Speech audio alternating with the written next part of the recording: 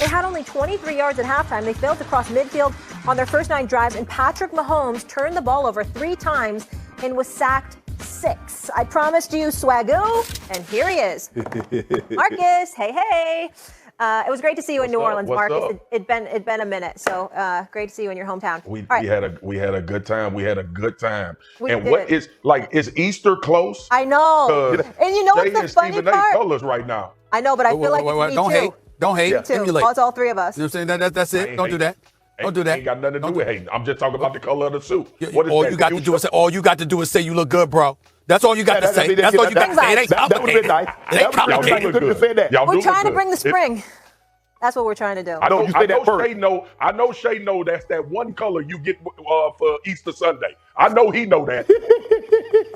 You got that pink, you know what I'm saying? You got a little pink, little pink, blue stripe, you know. Yeah, it's a nice one. He didn't buy it off the rack. All right, Swaggo, is Patrick Mahomes or Andy Reid more to blame for the Chiefs' Super Bowl loss and that epic fail of a performance? Oh, it's Andy Reid, and it's not close. I've never seen Andy Reid look this unprepared. I've never seen him not be able to adjust. Even during the game, they were talking about making second half adjustments. In our mind, because of what we've seen with the Kansas City Chiefs, we thought that they would at least come out in halftime with a different plan. But y'all know me. Stephen Nate know me. I've said this 1,000 times. Shay know me. If you can't run the football, you can't win championships. Or if you don't attempt to run the football while you watch your quarterback head get beat in for majority of the game, that's on coaching. You got to do something different. You got to get it out of his hands. You got to run the football. I saw no jet sweep motions. I saw no screens. I saw nothing to slow this defense down. And when we start talking about, we can give Patrick Mahomes all of the disdain we want to, and we should, because he played awful. But the fact that them calls was coming in from the sideline, unless you tell me Pat was changing them at the line of scrimmage, that was a coaching failure and malpractice. And you almost got your quarterback knocked out the game as well. So Andy Reid deserves a lot of the blame for this loss. He does, but I got to do 50-50 Swags. But let me tell you why. You're right. Because at some point in time, because they're hunting now. And you got a stationary deer. And I know Patrick Mahomes is mobile, but he can't get away from that relentless onslaught with the Eagles. And that was 4-man pressure. I can see it. They came with these exotic blitzes, and they caught him a couple of times and they confused him. That's just 4 dogs going to hunt prey. But I got to put this on Patrick Mahomes also, because he put the ball in harm's way. And you know, come playoff time, Swagoo, if you put that ball in harm's way, the game's going to get out of hand from you. Because now, all of a sudden, you give up a pick six. You give them an opportunity. They just scored a touchdown. It's 17-0. Okay, let's get something. Let's get 7. Let's get 3. We're going to get the ball coming out of the half. So now we go get another 7. Who knows? Maybe it's 10. Maybe it's 10 to 17, or maybe even 14-17. But you turn it over. And once you turn that ball over, hell, I thought the game was over at 17-0. I didn't need to see another turnover. But maybe I'm like, okay, maybe they can do something.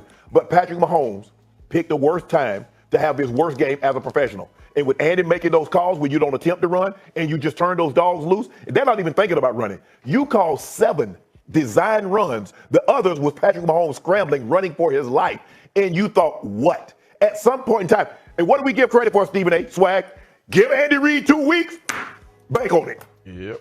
He could have had 2 weeks, 2 months, 2 years. With that same game plan, the Eagles would kick the Chiefs' ass again and again and again. You got to stop that onslaught. And Andy didn't do anything to do it, but Patrick Mahomes just entirely put the ball in harm's way too much. Patrick Mahomes put the ball entirely in harm's way too much. Shannon, you're right about that, but I'm going to disagree with you in terms of your 50-50 split. I'm going 75-25 Andy Reid. Okay. 75% of this is on him, and I'm going to tell you why. 4 years ago, you lost the Super Bowl to Tom Brady and the Tampa Bay Buccaneers. Why'd you lose that Super Bowl? You lost that Super Bowl because your offensive line didn't show up and protect Patrick Mahomes. You had no protection plan for him whatsoever. There was nothing. The Eagles was like, we don't have to blitz at all, and they didn't blitz the entire game. Now, I understand that the Eagles are formidable. I understand the defense is elite. I understand that Vic Fangio, who entered this game 0-8 against Patrick Mahomes, lost 6 times as the head coach for the Denver Broncos, lost another 2 times when he was in Miami as their defensive coordinator. 0-8. You are Andy Reid. You know what you're going against. You know who Nick Fangio is and what he likes to do. You know what Patrick Mahomes doesn't need to have as an impediment to his success, meaning an opposing defensive line that's coming at him with an offensive line seemingly incapable of doing anything about it. You had no adjustments whatsoever. Andy Reid is well known and well renowned for his play calling. He is a head coach that calls plays. So much so that practically ruined the career of Eric Bieniemy because he couldn't get a head coaching job You understand? And Andy Reid never fully gave him control of the Kansas City Chiefs offense, okay? And so where is he at now? That's a different subject for another day. My point is, there is no excuse for a man that's been known for being a damn good play caller. He's a 3-time Super Bowl champion. He's been to a number of NFC and AFC championship games. All of this other stuff. 23 total net yards in the first half. 1 first down. 1?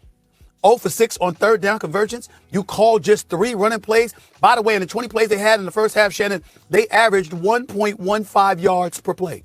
1.15. I mean, you're talking, this is all time. Your quarterback, who is considered one of the top 2 quarterbacks in the history of the game, had a QBR of 1. I don't care how bad Patrick Mahomes is. Ain't that damn bad. On his worst day, he could be better than that. There were contributions from somebody else on Kansas City to contribute to that kind of horrid performance. And it's Andy Reid. And I love Andy Reid, and I know what a great coach he is and what a great champion he is. But this is going to stick with him for a long time because as coaches say, how many times have we heard coaches say, it's our job, our responsibility to put dudes in the best position to win. Yeah. There is nothing more painful for a champion with high integrity, discipline, known for putting in that work, to have to live the entire offseason with how ill-prepared his offense was to deal with the Philadelphia Eagles defense. Andy Reid is going to have a whole lot of sleepless nights because he left Patrick Mahomes out there hanging. You could almost feel it. The anticipation, the excitement, the belief that the Chiefs were about to cement their place in NFL history. A 3rd straight Super Bowl win would have put this team in legendary status. But instead, reality hit like a freight train. A crushing 40-22 defeat shattered that dream, leaving Chiefs Kingdom stunned. This wasn't just a loss, it was an unraveling. The weaknesses that had been lingering all season were exposed under the brightest lights. And now questions need answers. Can this team bounce back, or is this the beginning of a decline? I want to hear from you. What was the most frustrating part of this Super Bowl loss?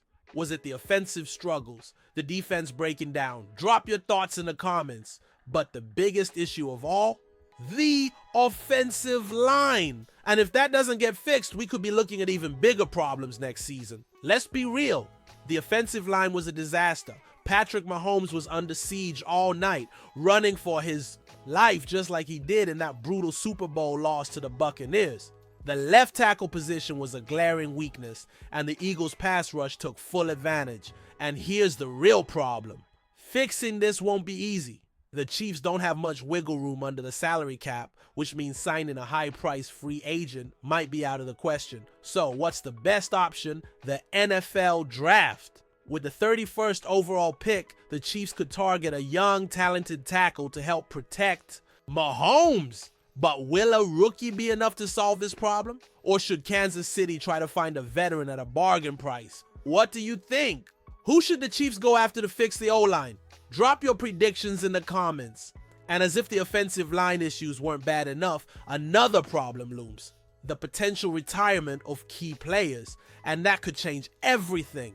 As if the Super Bowl loss wasn't bad enough, the Chiefs could also be facing the end of an era with some key veterans considering retirement. Losing these legends wouldn't just hurt on the field, it would shake up the entire locker room. One of the biggest concerns? The leadership void. These players aren't just talented, they're the backbone of this team. Replacing that experience and presence won't be easy. Do the Chiefs have in-house talent ready to step up, or will they need to look outside for solutions? This raises a big question. Is it time for a full-scale rebuild? Or should the Chiefs just make a few key adjustments? Some argue it's just a bump in the road, while others see it as a turning point for the franchise. What do you think? Should the Chiefs reload or rebuild? Let me know in the comments.